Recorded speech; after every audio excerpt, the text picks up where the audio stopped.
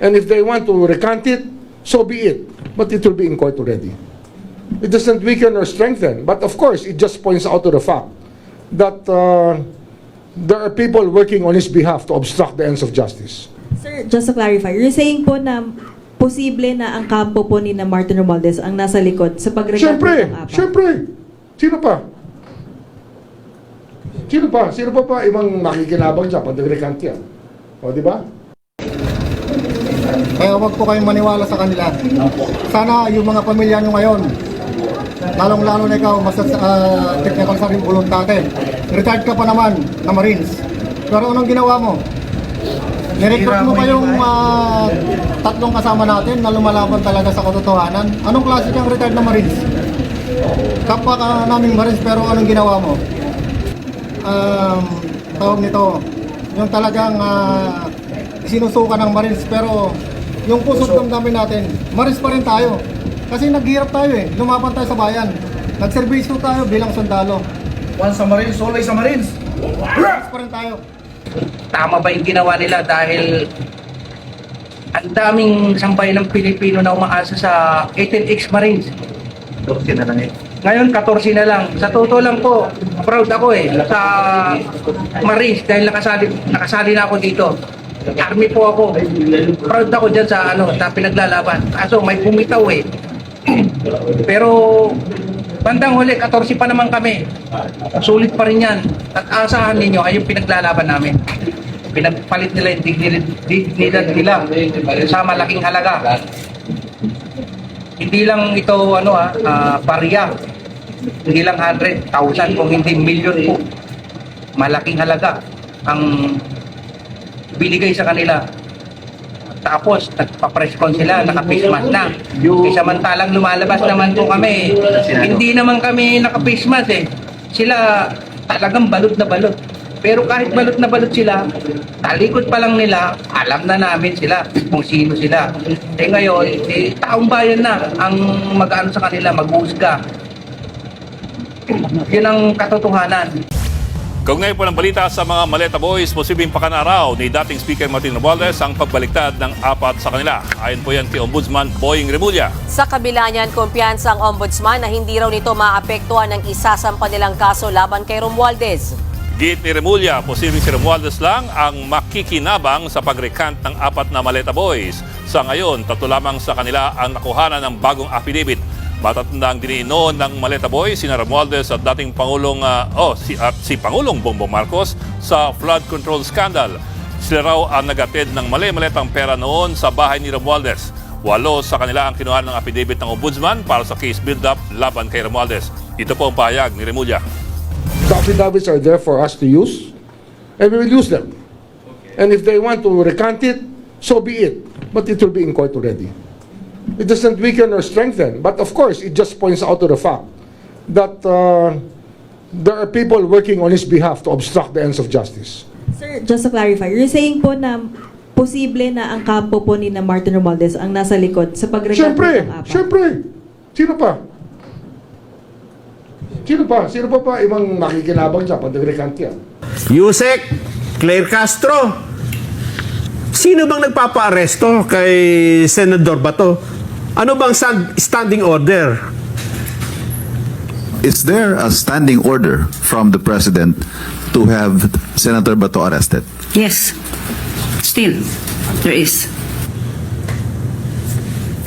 Oh, alam niyo na. Alam niyo na kaya. Ibig sabihin nyo lang nalaman? Hindi, kasi sabi ni Pangulong Bongbong, hindi tayo nakikipag-ugnayan sa ICC. At hindi tayo nakikipagtulungan. Hindi tayo nakikipagtulungan. Kasi kung sa mga umiral na batas sa Pilipinas, walang dahilan para arestuin si Senador Bato. So ngayon, alam nyo na lahat ng sinasabi ng Pangulo ay kabaligtaran. Nagpasilaw kayo sa ganyang halaga. Napakakunting pera lang yan, mga kapatid. Mga kasama ko sa Marines. Dapat hindi kayo nagpasilaw. Hindi nyo ipinagpalit ang ating pinaglalabang ngayon. Para sa bayan. Para sa ating bayan. Para sa kinabukasan nating mga anak. Dapat hindi kayo pumayag na kukunin lang yung mga ganyan na binigyan lang kayo ng konting pera, bumaliktad na kayo.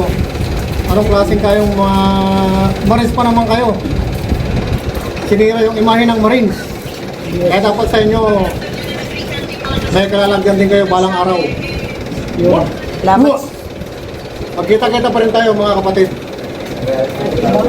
Salamat, sir. Wala pa kayong naramdaman itong mga nakarang araw na para may something na sa mga kasama niyong apat? Nung nakarang araw, yung dalawang kasama namin, talagang nararamdaman namin kasi kakaiba na yung mga kanilang pinapakita sa amin na mayroon silang kinokontak, mayroon silang kausap lagi sa cellphone. Pagka lumapit kami, lumalayo sila, minsan in-off nila yung cellphone. So yun palang naramdaman namin, pero hindi namin pinansin yun. Gawa ng bilang Marines o bilang kasama sa na lumalaban sa ating bayan, lumalaban sa korupsyon. Hinayaan lang namin. Pero nung gabi, talagang umalis sila na hindi nagpaalam at pumunta sila sa mga nanuhol sa kanila para tumanggap ng konting halaga at pagpalit ng kanilang mga mahihindigan. Tapos bilang isang beses yan na nakatim sila.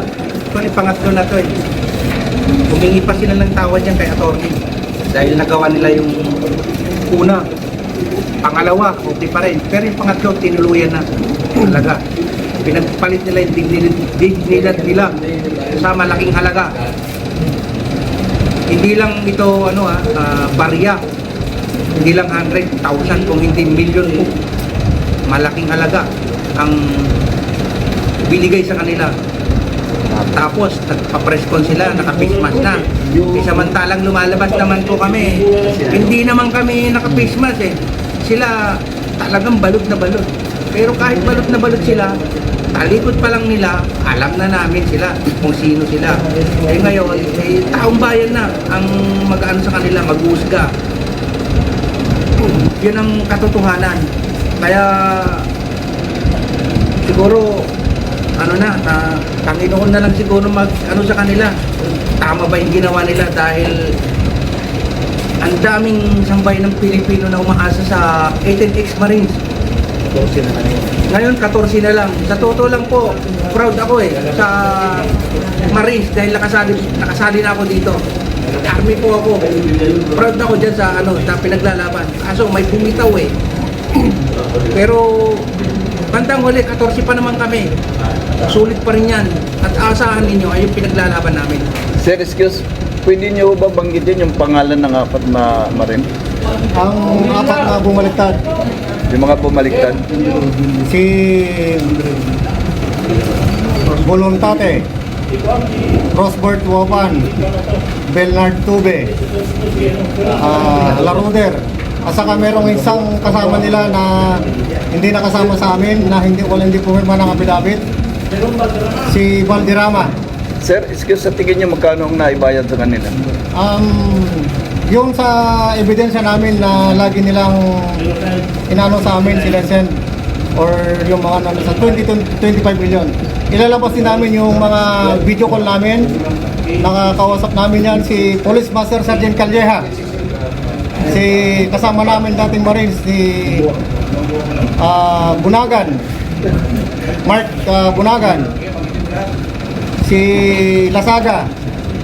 Yan yung mga kumukontak sa amin para mag-recant. At saka si Kernel Dominguez. Lahat ng mga ebidensya namin, ipapakita namin. Sir, gaano po ba katotoo ang ipinos ni Trillanes na wala na raw kaso ang apat na marin na bumaliktad? Kaya po bumaliktad po mga yan. Dahil ang prinomeso sa kanila ay mawawala yung mga kaso, mabibigyan sila ng malaking halaga, at manahimik na lang sila.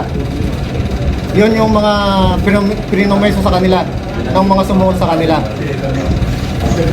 Okay, maraming salamat, sir. Sir, sinabi ko nila sa kanilang interview doon sa mga ABS-CBN, GMA, sa mga TV network, gaano po katotoo yung sinabi nila na dahil daw may promesa si Atty. Levy Baligod, kasama po yung kanyang asawa, na hindi naman daw po natutupad. Alam niyo po ma'am, yung sinasabi nilang promeso ni Atty. Baligod Hindi po yun totoo. Dahil po sa kaming lumapit sa kanila, lalong-lalo kay Atty. Baligod, upang mailahad ang katotohanan na lantarang korupsyon na nangyari dito sa ating bayan. Kami po mismo ang lumapit, hindi po nag-offer sa amin si Atty. Baligod ng mga pera or ano. Kami mismo ang lumapit.